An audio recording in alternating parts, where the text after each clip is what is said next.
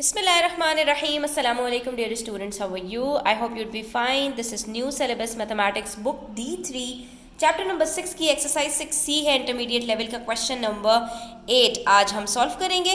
तो video and तक जरूर देखिएगा, अच्छी लगे तो लाइक कमेंट शेयर कीजिएगा, चैनल सब्सक्राइब नहीं किया तो सब्सक्राइब कर लीजिए। यहाँ पर बच्चों आपसे क्वेश्चन में कह रहे हैं the lines 2x - 5 is equals to ky, एक इक्वेशन दी हुई है लाइन की, and k + 1x is equals to 6y - 3, ये दूसरी लाइन की इक्वेशन दी हुई है। हैव द सेम ग्रेडियंट, दोनों की जो m की वैल्यूज़ हैं वो सेम हैं। Find the possible values of k, अगर दोनों लाइंस की जो ग्रेडियंट है वो सेम है तो k की वैल्यूज़ जो आपको इसमें नज़र आ रही हैं वो क्या हो सकती हैं। तो पॉसिबल वैल्यूज़ का मतलब है कि एक से ज़्यादा ही वैल्यूज़ कुछ निकलेंगी। तो आइए इस क्वेश्चन को ज़रा हम सॉल्व करके देखते हैं कि कैसे सॉल्व किया जाएगा। इसको आपने बिल्कुल स्टेप बाय स्टेप समझना है, ठीक है बच्चों। पहले हमने क्या किया, दोनों लाइंस के कंट्रास्ट के अंदर दोनों की इक्वेशंस को अलग अलग लिख दिया। अब जब भी इस तरह का क्वेश्चन होता है ना बच्चों, तो इसको आपने लाइन की जो इक्वेशन है हमारे पास y = mx + c, उसकी फॉर्म में लेकर आना है। यानी y एक तरफ होगा और इक्वेशन की दूसरी तरफ mx + c हमारे पास आना चाहिए, ठीक है। तो अब यहाँ पर आप देख सकते हो कि आपके पास ky दूसरी तरफ है और बाकी चीज़ें 2x - 5 एक तरफ है, लेकिन y के साथ k की वैल्यू लगी हुई है। तो ऐसे में हम क्या करेंगे बच्चों कि हम इसको इस तरफ लेकर आ जाएंगे, ठीक है। यानी ये बन जाएगा ky = 2x - 5। सबसे पहले तो हमने साइड्स चेंज कर दी, उसके बाद ये y के साथ जो k लगा हुआ है, k मल्टीप्लाई हो रहा है, दूसरी तरफ जाकर इसको हम डिवाइड कर देते हैं। तो हमारे पास ये कुछ इस तरह से बन जाएगा 2x - 5 k, ठीक है। अभी भी ये इस फॉर्म में नहीं आया y = mx + c। अब इसको हमें इस फॉर्म में लाने के लिए क्या करना पड़ेगा, k जो हमारे पास डिनोमिनेटर पूरे के नीचे आ रहा है, यानी x की वैल्यू के नीचे भी और y इंटरसेप्ट के नीचे भी, तो हम इसको स्प्लिट कर देंगे। ये बन जाएगा हमारे पास y = 2/kx - 5/k। मैंने सिंपली क्या किया, ये जो डिनोमिनेटर था इसको अलग और इसको अलग इसके नीचे लिख दिया। अब अगर आप गौर से देखोगे तो हमारे पास ये इस फॉर्म में आ चुकी है y = m की वैल्यू हमारे पास निकल रही है 2/kx + c, और c की वैल्यू क्या निकल रही है -5/k।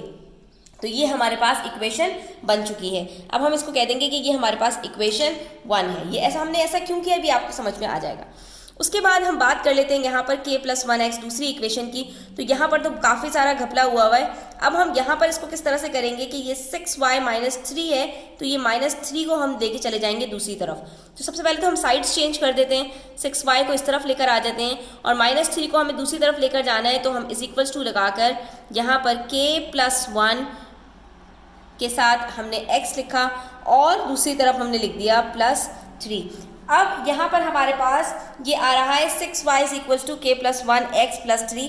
अभी भी ये इस फॉर्म में नहीं आया y = mx + c, क्योंकि y के साथ हमारे पास यहाँ पर एक कोफिशिएंट मौजूद है।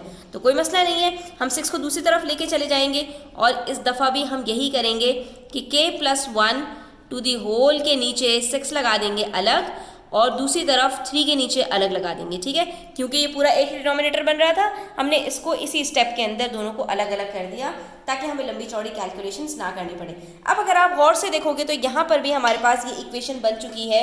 y = m की वैल्यू आ रही है k + 1 / 6 प्लस c की वैल्यू आ रही है 3/6। ये आपका मजीद सिंप्लीफाई हो जाएगा, आंसर आ जाएगा +1/2। तो y इंटरसेप्ट आपका यहाँ पर हाफ है।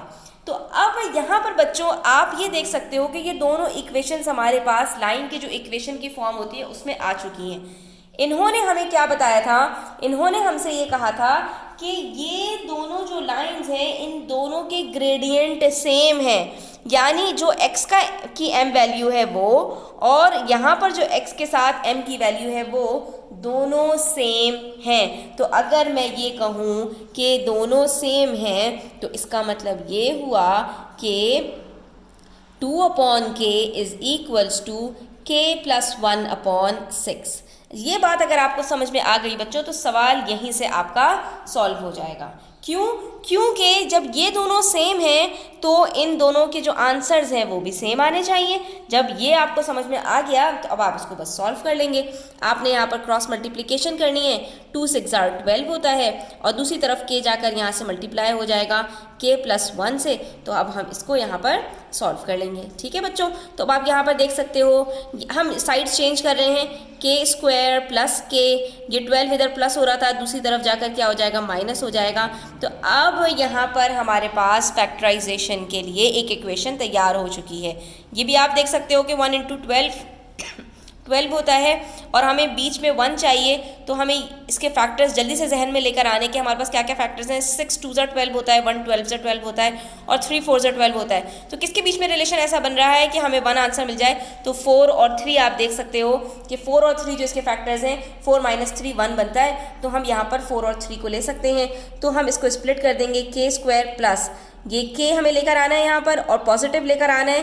तो पहले 4k रखेंगे, उसके बाद -3k लिखेंगे, क्योंकि 4k - 3k आंसर k आता है और 4 × -3 आंसर -12 आता है। वही हमें चाहिए था। हमने जब इसको स्प्लिट किया तो अब हमारे पास फैक्टर्स बन जाएंगे। इन दोनों में हम कॉमन ले लेंगे और इन दोनों में भी हम कॉमन ले लेंगे। ठीक है, यहाँ पर कॉमन मेरे पास k है, अंदर बच जाएगा k+4 माइनस, यहाँ पर मेरे पास 3 कॉमन है, अंदर बच जाएगा k और ये माइनस माइनस की वजह से यहाँ पे अंदर प्लस और 3 4 12 होता है। तो मेरे पास जो वैल्यूज़ आ रही हैं दैट इज़ k+4, दोनों में कॉमन है, इसका मतलब है सही है। तो ये हमारे पास जो फैक्टर्स बन रहे हैं k+4 और दूसरी तरफ k-3। ठीक है, तो ये दो हमारे पास फैक्टर्स बन रहे हैं। जब फैक्टर्स आ जाते हैं बच्चों तो हम यहाँ पर इसको स्प्लिट करके देख लेंगे। तो k+4 = 0 और k-3 = 0।